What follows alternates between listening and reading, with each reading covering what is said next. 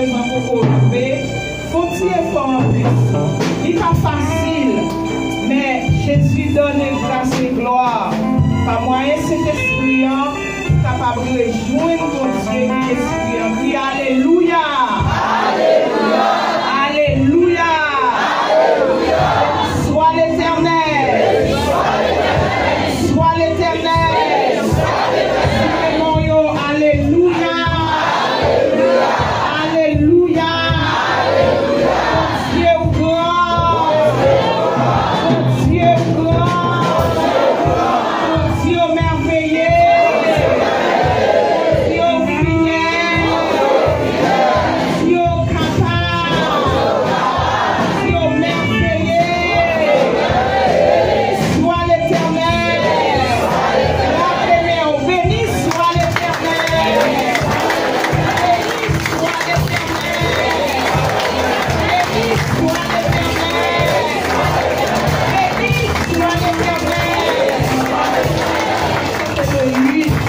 Numéro 8 en français à la gloire de Dieu. Et pendant que l'esprit va le joindre, Dieu qui est esprit, on va déposer cantique ça dans nos oreilles. S'il vous plaît, dis papa, je viens déposer cantique ça dans nos oreilles matin. Seigneur, je viens déposer dans nos oreilles matin. Alléluia. Dans les cieux et sur la terre, il n'est aucun nom plus doux, aucun que mon cœur préfère. Au nom de Christ pour nous. Quand on organise, on va diminuer le volume instrument pour le Seigneur capable de faire des voix, faire prier capable de louer. Diminuer. Amen. Voilà, dans les cieux sur la terre, il est aucun nom plus doux.